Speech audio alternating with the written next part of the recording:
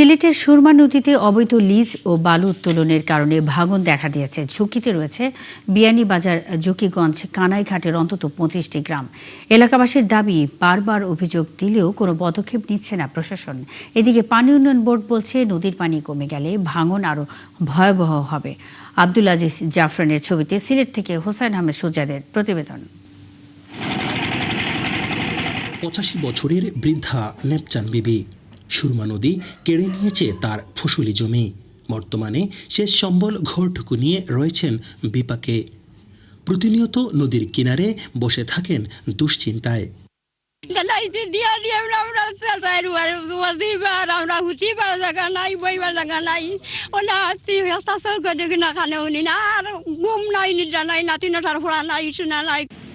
সিলেটের সুরমা নদীতে লিজ বহির্ভূত অবৈধ বালু উত্তোলনের কারণে জকিগঞ্জ, কানাইঘাট, বিয়ানীবাজার উপজেলার বিভিন্ন স্থানে ভয়াবহ ভাঙন শুরু হয়েছে। এরই মধ্যে জকিগঞ্জ, কানাইঘাট উপজেলার অন্তত 25টি গ্রাম ভাঙনের ঝুঁকিতে রয়েছে। নদীপাড়ের বাসিন্দাদের দাবি, অবৈধ বালু উত্তোলনের বিষয়টি প্রশাসনকে বারবার বলা হলেও কোনো পদক্ষেপ নিচ্ছে না তারা। প্রতিবাদ করলে উল্টো হামলা মামলার কবলে পড়তে হয় ভুক্তভোগীদের। আমরা বাধা দিয়াও পারি না, আমরা আক্রমণ চালাইন, মাতিলে সমস্যা করেন, অনেক কিছু করেন, আমরা আগাইতে পারি না, আমরা দুর্বল মানুষ। আমরা বউ বাচ্চান লইয়া অনেক কষ্টত আছি। আমরা প্রতিবাদও বারইলে এই যে বালু তোলার কারণে প্রতিবাদও বারইলে আমরা হুমকি দেন, টানা মামলা লইব, অমুক জায়গাত মামলা দিলাইব।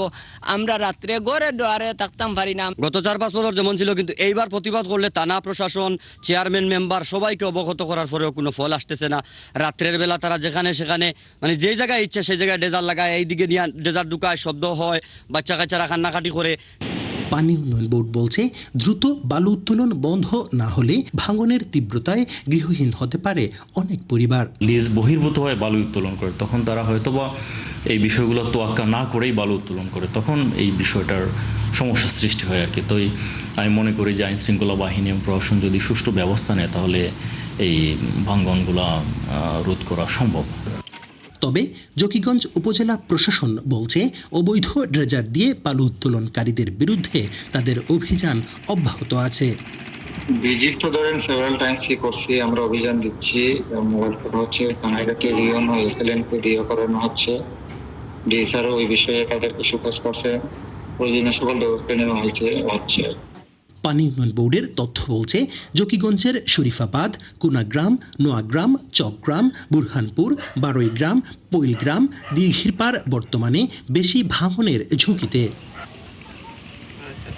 হুসাইন আহমেদ সুজাদ, 71, সিলেট।